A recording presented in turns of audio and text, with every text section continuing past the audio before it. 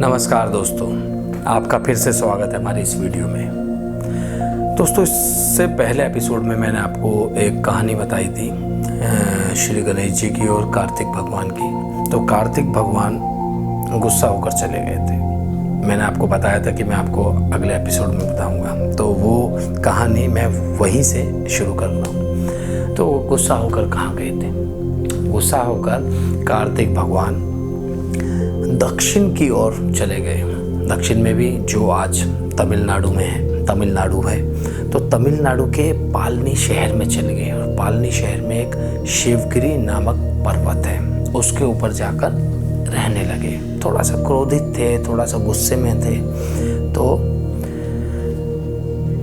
Shivji Parvati obviously अपने बच्चों से मिलने तो सब जाते हैं, तो वहाँ पर आए, थोड़ा मनाया, समझाया। ऑब्वियसली कार्तिक भगवान को मान नहीं था, पर उन्हें भी एक वरदान दिया गया महादेव और पार्वती जी के द्वारा कि आज से तुम्हें यहाँ पूजा जाएगा, तुम्हारा यहाँ मंदिर बनेगा और तुम्हारी लोग जय जयकार करेंगे और आपको यहाँ पूजा जाएगा। अब आप कहेंगे वहाँ तो कोई मंदिर नहीं है। मंदिर है परंतु कार्तिक भगवान नहीं है। एक्चुअल में साउथ में, दक्षिण में, तमिलनाडु साइड कार्तिक भगवान को मुरुगन भगवान के नाम से जाना जाता है। तो वहाँ पर मुरुगन भगवान का बहुत बड़ा टेम्पल है और जो वहाँ सीढ़ियाँ हैं उस पर्वत तक जाने की 689 सीढ़ियाँ हैं। मेरे साथ भी एक बार ऐसे ही हुआ था। मैं 2016 में मलेशिया गया था और मलेशिया में एक काफ़ी माना हुआ मुरुगन भगवान का टेम्पल है और वही करीब 600, मेरे ख्याल से इतनी ही सीढ़ियाँ होंगी वहाँ भी। तो काफ़ी सीढ़ियाँ ऊपर चढ़ के मंदिर है। और शुरू में तो मैंने सोचा कि भगवान विष्णु के कोई अवतार होंगे और मैंने जब भी जानने की कोशिश नहीं की। मैंने सोचा कि सनातन धर्म के जो भी भगवान है हमारे लिए पूजनीय है। परंतु जब से मैंने ये बीड़ा उठाया है कि मैं सनातन धर्म से जुड़ी हुई जो भ्रांतियाँ हैं, जो कुछ सवाल है लोगों के और जो मेरे भी खुद से सवाल हैं, उन्हें जानने की कोशिश करूँगा और सभी तक पहुँचाऊँगा। तो ये जो मैं आपको मुरुगन भगवान के बारे में बता रहा हूँ, कार्तिक भगवान का नाम ही मुरुगन है, तो मेरे साथ भी एक बार हो चुका है। तो मलेशिया में भी सेम ऐसा ही टेम्पल है जैसा कि तमिलनाडु में है। वहाँ मुरुगन भगवान को काफ़ी पूजा जाता है और ख़ास तौर से हम कहते हैं ना कि नॉर्थ इंडिया में मुरुगन भगवान या कार्तिक भगवान को इतना नहीं पूजा जाता। देखो, पूजा तो सब जगह जाता है, भगवान तो भगवान है, पर कई बार ऐसा हो जाता है कि साउथ में मुरुगन भगवान के नाम से पूज रहे हैं, तो पूज तो हम ही लोग रहे हैं, हम सभी पूज रहे हैं। तो कार्तिक भगवान की एक छोटी सी स्टोरी थी जो पहले वाले एपिसोड में अधूरी रह गई थी, तो वो मैंने संपूर्ण की है। तो दोस्तों, अब इसके बाद बढ़ते हैं श्लोकों के उच्चारण की ओर। तो बढ़ते हैं श्लोक नंबर 5 की ओर। न ही कश्चित अक्षम अपि जातु तिष्ठत्य कर्मकृत कार्यर्थे हरावश्य कर्म सर्वे प्रकृति जय अर्गुन। श्री कृष्ण कहते हैं, निसंदेह कोई भी मनुष्य किसी भी काल में क्षण मात्र भी बिना कर्म किए हुए नहीं रहता। श्री कृष्ण कहते हैं कि कोई भी मनुष्य, कोई भी काल हो, कोई भी समय हो, किसी भी समय में, किसी भी काल में क्षण मात्र भी बिना कर्म किए नहीं रहता। अब मैं बैठा हूँ, भले मैं कुछ ना कर रहा हूँ, अगर मैं श्लोकों का उच्चारण भी ना करूं तो भी मैं सांस ले रहा हूं, मेरे दिल की धड़कन धड़क रही है, तो कुछ ना कुछ कर्म मेरे थ्रू हो रहा है। बहुत सारी चीज़ें मैं कर रहा हूं, सांस ले रहा हूं, हाथ हिला रहा हूं, कुछ ना कुछ तो कर्म चल ही रहा है ना मेरा। तो क्योंकि इसके पीछे का कारण भी ये है कि संपूर्ण जो मनुष्य है वो प्रकृति के गुणों द्वारा बंधा हुआ है कर्म करने में। क्योंकि प्रकृति के जो गुण हैं, सुबह की दिनचर्या, चलना फिरना, उठना, जो भी किसी भी चीज़ तरह का काम हो, काम तो काम है, बैठना उठना चलना, क्योंकि प्रकृति के गुण हैं वो, उससे बंधा हुआ है इंसान, मनुष्य उस चीज़ों को करने के लिए बाध्य है। आप समझे, हर इंसान कुछ ना कुछ कर्म करने के लिए, काम करने के लिए बाध्य है। ये प्रकृति के गुण हैं। उस इंसान को, मनुष्य को काम करना ही पड़ेगा, कर्म करना ही पड़ेगा, चाहे वो इतना छोटा सा कर्म हो, तो कर्म है। तो बढ़ते हैं श्लोक नंबर 6 की ओर। कर्म इंद्रियाणि संयम में यह आस्ते मनसा स्मरण इंद्रियार्थानि विमूढ़ात्मा मिथ्याचार स उच्यते।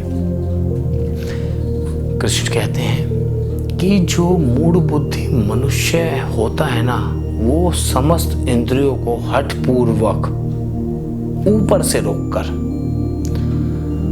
बट उसके मन में इंद्रियों के विषयों का चिंतन चलता रहता है, ऐसा मिथ्याचारी मनुष्य डंबी कहा जाता है। वो मिथ्याकारी होता है। मिथ्याकारी मतलब हिपोक्रेट लोग देखे ना आपने, वो कैसे करते हैं, जबरदस्ती अपनी चीज़ों को हठपूर्वक रोक के रखते हैं। नहीं, मैं ये चीज़ नहीं करता, मैं ये चीज़ नहीं करूँगा, परंतु उनके मन में उन चीज़ों के विषय का चिंतन चलता रहता है, उसी के बारे में सोचते रहते हैं। कुछ लोग हैं, मुझे पैसा नहीं चाहिए भाई मुझे पैसा, परंतु मन में केवल पैसों का ही विचार चलता रहता है। तो ऐसे लोग हिपोक्रेट होते हैं। चाहते सब कुछ हैं, परंतु ऊपर से दिखाते हैं कि उन्हें ज़बरदस्ती अपने इंद्रियों पर कंट्रोल कर रहे हैं। हो सकता है केवल दिखाने के लिए करते हो। तो ऐसे लोग हिपोक्रेट कहलाते हैं, दंभी कहलाते हैं, मिथ्याचारी कहलाते हैं। तो बढ़ते हैं श्लोक नंबर 7 की ओर। यस्तु इंद्रियाणि मनसा नियम्यारभते अर्जुनम कर्मेंद्रिय कर्म योगम सक्त से विशिष्यते।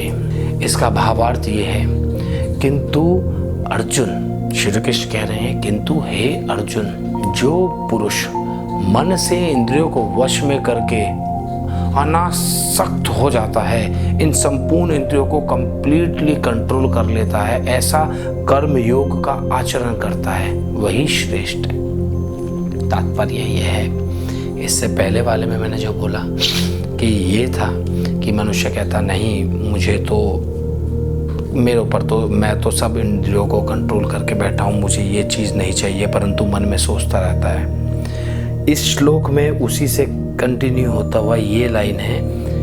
कृष्ण जी कहते हैं कि हे अर्जुन, जो मनुष्य मन से भी उन इंद्रियों को कंट्रोल कर लेता है, ऐसे कर्म योग का जो आचरण करता है, वही श्रेष्ठ मनुष्य है। समझे आप? समझ गए होंगे, बहुत डिटेल से समझा है। तो बढ़ते हैं श्लोक नंबर 8 की ओर। नियतम कुरु कर्म त्वम कर्म ज्यायो हा कर्मणा शरीर यात्रापि च ते न प्रसिद्ध भयेद कर्मणा। इसका भावार्थ ये है, कृष्ण जी कहते हैं कि अर्जुन से कि तू शास्त्र विहित कर्तव्य कर्म कर। शास्त्र रहित मतलब शास्त्रों के साथ जो कर्तव्य कर्म है वो कर, क्योंकि कर्म न करने की अपेक्षा कर्म करना श्रेष्ठ है, तथा कर्म न करने से तेरा शरीर निर्वाह भी नहीं सिद्ध होगा। थोड़ा सा जटिल हिंदी है, उस हिंदी को थोड़ा सिंपल कर देता हूँ। इसका तात्पर्य यह है कि तो कर्म ना करने वाले लोग हैं, उनकी अपेक्षा, कुछ लोग होते हैं कि नहीं भाई मैं नहीं कर सकता ये कर्म, मेरे बस की नहीं है भाई ये करना, और मैं काबिल नहीं हूँ इसको करने के, ये कर्म करने में। उसको कुछ लोग बोलते हैं उसको कावर्ड। जो लोग कहते हैं ना कि भाई मेरे बस की नहीं है, मैं नहीं कर सकता, क्या बोलेंगे हम उन्हें? अबे कावर्ड है, ये कायर है, ये कर्म नहीं कर सकता। ऐसी निंदा सहने से अच्छा है कर्म करना, वो कर्म कर लो, श्रेष्ठ है। ऐसा नहीं कि कुछ गलत कर्म करना है। कुछ लोग होते हैं ना कि कर सकते हैं वो काम, परंतु डरे हुए होते हैं अच्छा काम। वो अच्छा काम कर सकते हैं, परंतु वो लोग डरे हुए होते हैं कि उनसे होगा या नहीं होगा, तो वो चुपचाप बैठ जाते हैं। बेटर है कि बेइज्जती कराने से अच्छा चुपचाप बैठ जाओ। तो ऐसे लोगों की निंदा ज़्यादा होती है। इससे अच्छा कि वो कर्म कर लो, आपको सक्सेस मिले उस कर्म को करने में या ना मिले, एटलीस्ट लोग कहेंगे कि आपने ट्राई तो किया। कहते हैं कि कोई भी काम जो आपके मन में हो, अच्छा काम हो, बशर्ते वो काम अच्छा होना चाहिए, तो आपको एक बार उसके बारे में, उस काम को लेकर ट्राई कर लेना चाहिए। उस काम की दिशा में एक बार थोड़ा सा मेहनत करनी चाहिए। तो आप सक्सेसफुल हो या ना हो, परंतु भविष्य में आगे चल के आप ये नहीं कहोगे खुद से, या लोग आपसे ये नहीं कहेंगे कि आपने ट्राई नहीं किया। आपने ट्राई किया, सक्सेस मिले या ना मिले, फल की इच्छा नहीं, एटलीस्ट आपने किया तो आप श्रेष्ठ तो कहलाओगे। तो कृष्ण जी का यही तात्पर्य था। तो दोस्तों, आज के लिए इतना ही।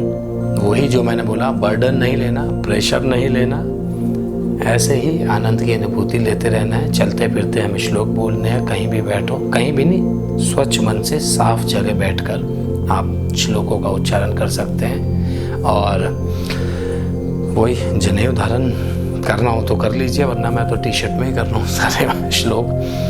तो मिलते हैं अगले वीडियो में, तब तक के लिए राधे राधे।